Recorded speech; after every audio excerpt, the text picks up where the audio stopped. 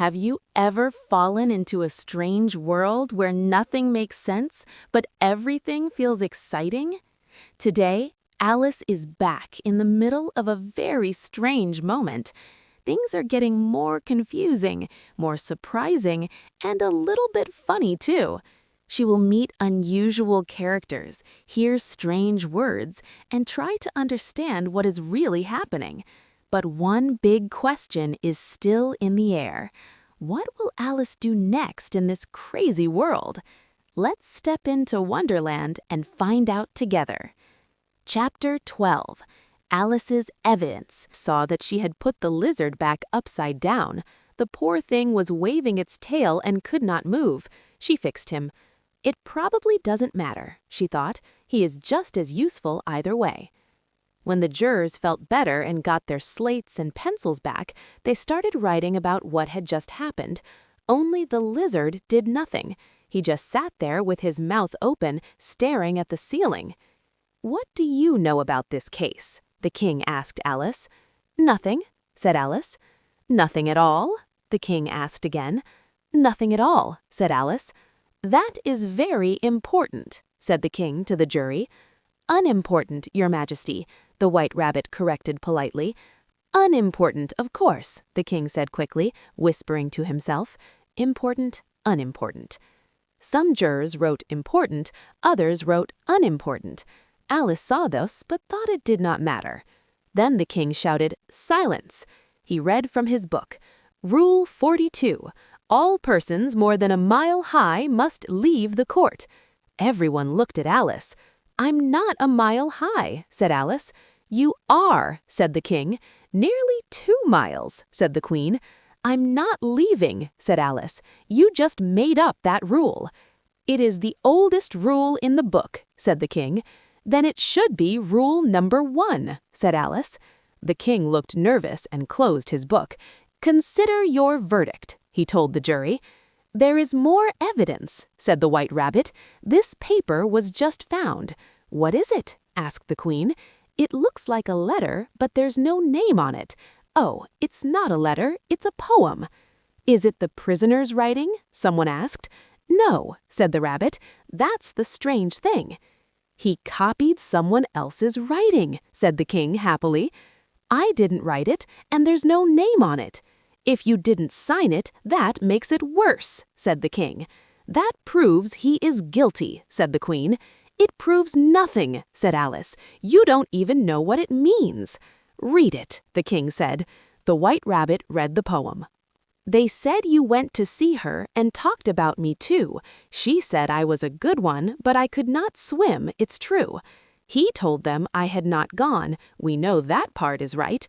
If she keeps asking questions, what happens to your side? I gave her 1, they gave him 2, you gave us even more. But all came back from him to you, though they were mine before. If she or I get into this, he trusts you'll set things right and make it like it was before and keep it out of sight. I thought that you were once between him and us and it, before she got so very mad and had that angry fit. Don't tell him that she liked them best. This secret must be true. A secret kept from everyone, just me and you." "That is the most important evidence," said the king. "If anyone can explain it, I'll give them money. It means nothing." The jury wrote, "She says it means nothing.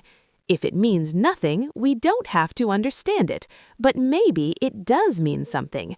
He looked at the knave. "You can't swim, can you?" The knave shook his head. "Do I look like I can?" He was made of cardboard. The king tried to explain the poem in a silly way. Alice corrected him, but he still thought he was right. The queen got angry and threw an ink bottle at the lizard. Ink ran down his face, and he used it to write. "Let the jury decide," said the king again. "No," shouted the queen. "Punishment first, verdict later." "That's nonsense," said Alice loudly. "Be quiet," screamed the queen. "I won't," said Alice. "Off with her head," yelled the queen. Nobody moved. "Who cares about you?" said Alice. "You're just a pack of cards." Suddenly, all the cards flew into the air and attacked her. Alice screamed and tried to push them away, and then she woke up. She was lying by the river with her head in her sister's lap. Her sister brushed leaves from her face. "Wake up, Alice," her sister said. "You slept a long time." "I had such a strange dream," Alice said.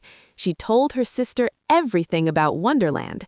Her sister smiled and kissed her. "It was a strange dream. Now go have your tea." Alice ran off thinking about her wonderful dream. Her sister stayed and thought about Alice and her adventures. She imagined Wonderland too. The rabbit, the queen, the tea party, the strange creatures. She knew it was only a dream, but it felt real.